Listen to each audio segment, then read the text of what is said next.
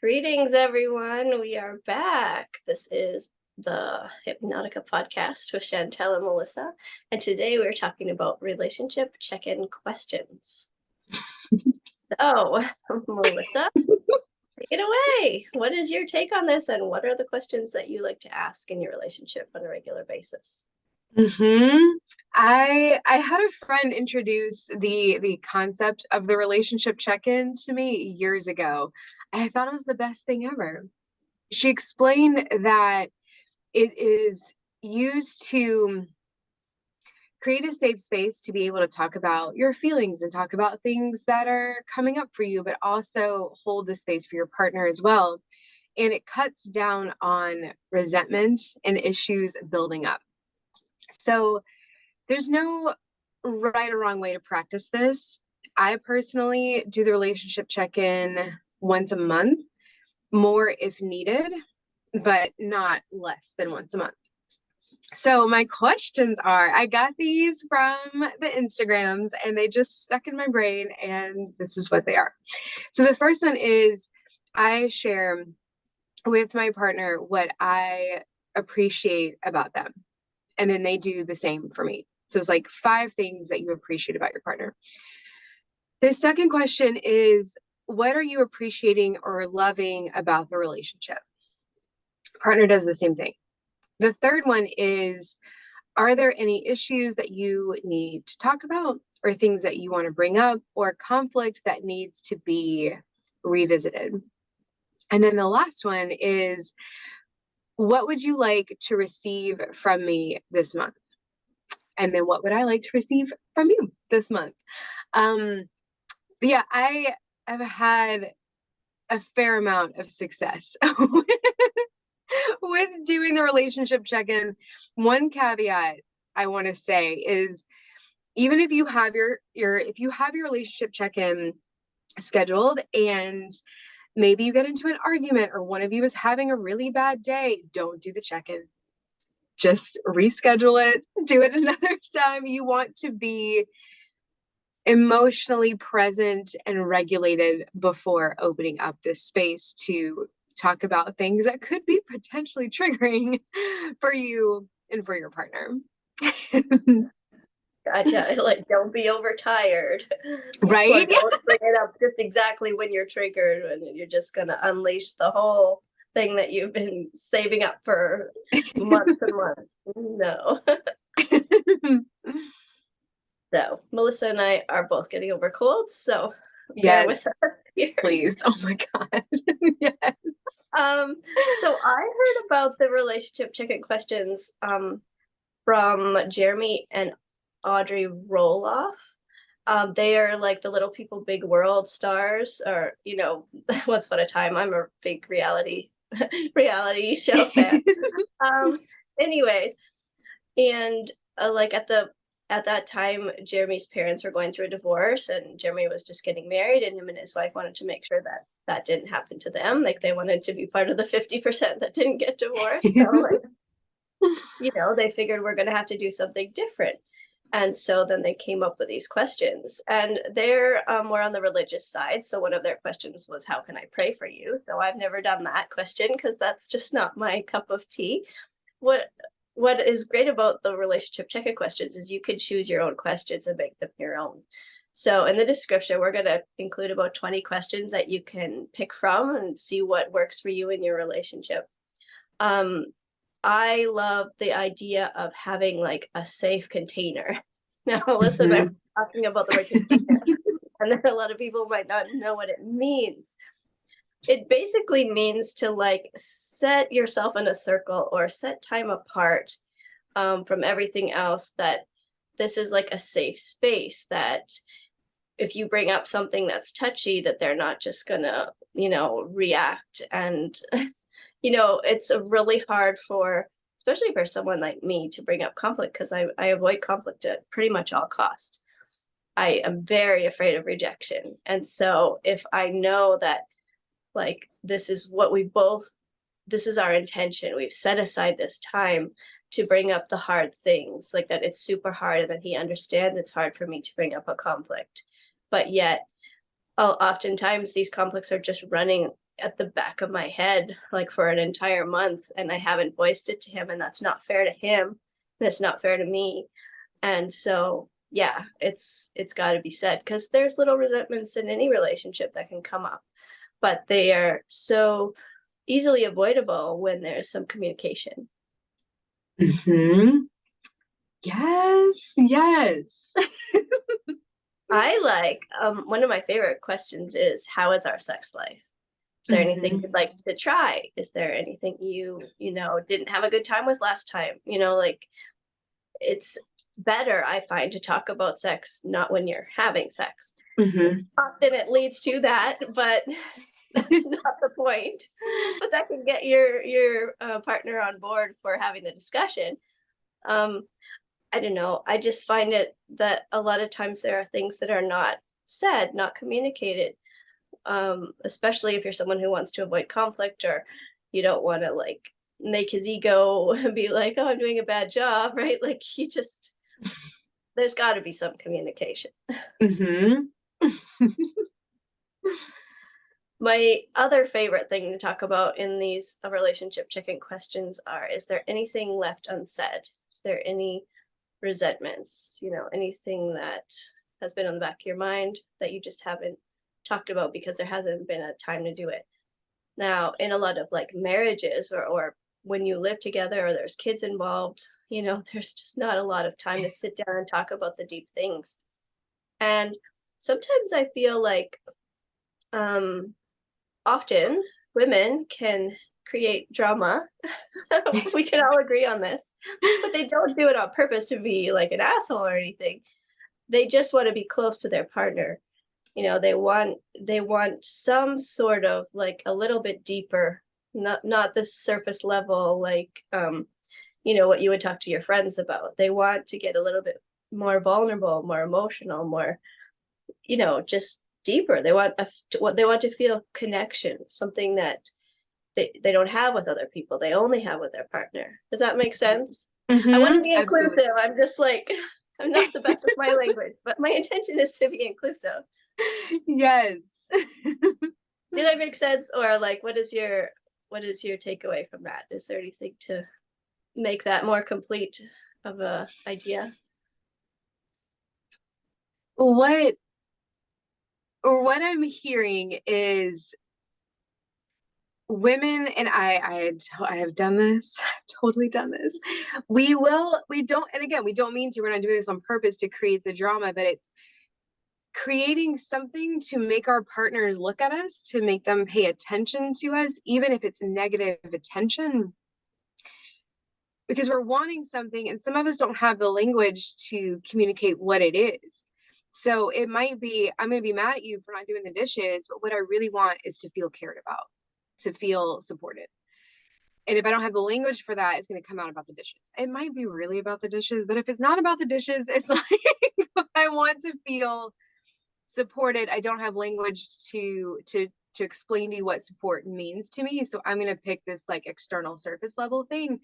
And then also in my experience, men feel like they're not good enough, like they can't do it right, they can't get it right, so they withdraw, which makes us chase after them and be like, but no, I want you to come here.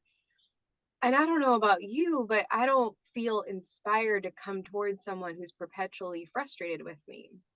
So but it's like we're all of us are literally doing the best we can with trying to communicate our needs, but if there's limited language there, it comes out kind of sideways. So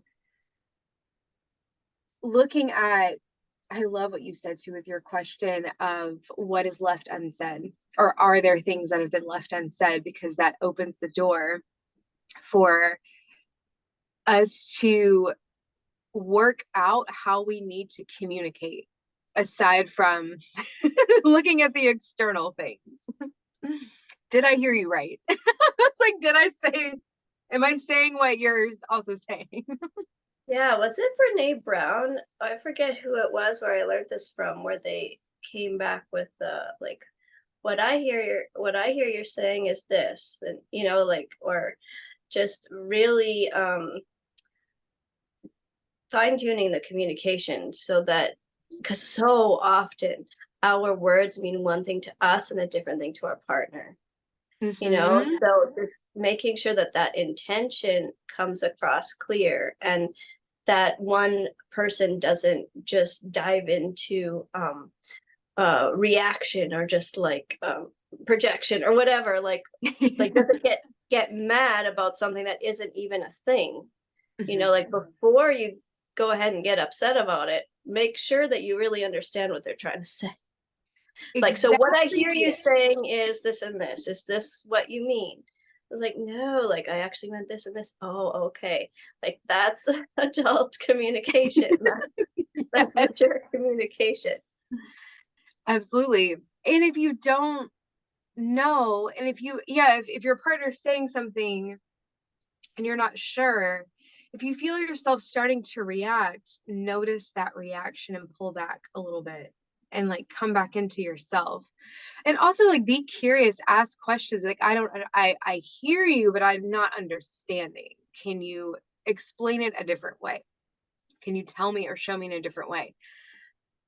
That's the other thing too that happens is people just repeat themselves over and over again, and it's just kind of like, okay, well, they're not getting it. So you have to figure out what's being heard, what's not being heard, and being vulnerable enough and curious enough to ask the hard things, or to give your partner more time and space to express themselves. And don't listen to understand, don't listen to respond.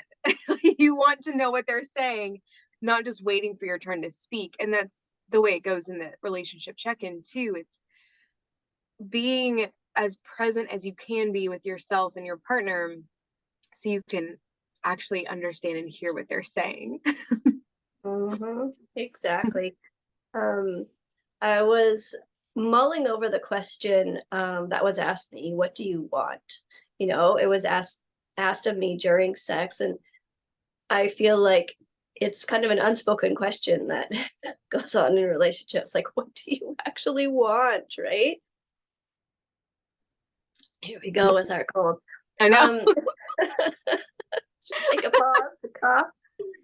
Okay, where was I? Yeah, so I was mulling over what do you want, and I was just thinking, like, deep down, I want connection mentally, emotionally, and Mm-hmm. finally physically.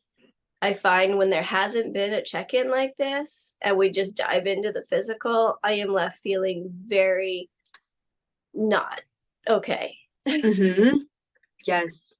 Like that's not just a band-aid that makes everything, oh, now we're good again, kind of a thing. I need Mm-hmm. I need you to connect with me on a mental level and on an emotional level, like where we're both vulnerable with each other. And I need presence. Like, stop with the distraction. Like, I get you're uncomfortable, but like, put the Mm-hmm. phone down Put your for phone 2 down. seconds. Like, hello, I'm right here. Mm-hmm. Mm-hmm. Yeah. Absolutely. Yep. The phone, that's a whole nother thing. All phones off during the check-in. Or computer games or whatever they are. Like, it's like, this is our time to talk. This is our communication time, or our sexy fun time. Mm-hmm. And the world can just go on pause for a little while. Mm-hmm. One of my favorite sexual experiences in the past was, it started out being like a bit of a seminar. This lady, I think her name is BB from Instagram. That's where I found her. And she kind of did kind of like a guided meditation, but sort of a more guided what the guy can do for the woman. Like, and it was just like, it was very slow, like getting into things like where, touch her here, like nibble on her ear, whisper something sweet in her ear, like, that kind of thing. And it was just so cool. And I was like, what? Let's try that again sometime. I didn't take notes because I was busy having fun, but like, you know, like it was like a class where like all the couples could see her, but she couldn't see us, kind of a deal. And then we landed up like pressing pause or closing the laptop and doing our own thing. But like, yeah, I don't know. How did I get on that topic? Um, oh yeah, talking about like what women want, or what Mm-hmm. what do you really want? We want connection, we want presence, and like that's pretty much it. Like we want attention, right? We want a little bit of energy flow. Yes. And like this is another thing we could talk about in future episodes, but like masculine energies and feminine energies. One of the quotes that I saw was like the feminine is like a chocolate bar without the wrapping paper. Like you can only experience it. You can't like define it. Like Mhm. I would have to find that quote, but the feminine is often just chaos all over the place, like just ideas and yeah. And so then no wonder men think they can't write this book on them. And again, I want to be inclusive, and I'm just saying mostly masculine energies versus feminine energies, not necessarily men and women. um, and then the masculine is more very like a rock, like sturdy, like concrete, like this. These are the facts. Mhm. I find that when a man learns that what a woman really wants from him is to just be that solid rock, which she's having her emotional storms, that he's going to be like supportive and loving and not lose his shit and get into the storm with her, that Mhm. there is this trust that's built, and that's kind of the dance between the masculine and feminine. What Mhm. are your ideas about that? Oh, let's see. The way I see that is when she's in her emotions, he can hold the space and witness her. And then she provides, when she's in touch with her own emotions, her own feelings, and can go deep within herself, she creates a safe space for him to be invited into that and to be able to experience his own feeling self in a deeper way than he could on his own. It feels like, yeah, it feels like a really beautiful invitation. Like she gets invited by him to be in her full expression, but then she provides the invitation for him to come in and experience the depth of his own feelings, his own emotions. And we crave that from the other, Yeah. right? Yep. Like deep down, subconsciously, that's what we're there for. We're not there for like the Kama Sutra, right? Like we don't need all of the positions or whatever. Like so Mm-hmm. many people think like if only I got the right position down pat, then we'd be good. Like no, it's it's very subconscious. It's all about the energies, and like a lot of people see it as a mystery, like why are we attracted to this, to the other, Mm-hmm. like why do we seem to need that, why can't I just be okay on my own, kind of a thing. Yep. You can feel it too if someone's energy is not with you. Like Mm. if you're tuned into yourself enough, you know whether or not your partner is available and you know whether or not you're available. It's like the point Oh, do that could be an episode too. yeah. Like even on text and even on long distance relationships, you can feel if they're energetically with you or Hmm. not. Absolutely. Yep. Mhm. So much more to be said about relationships. Try to think if there's any other questions that we left out that were important.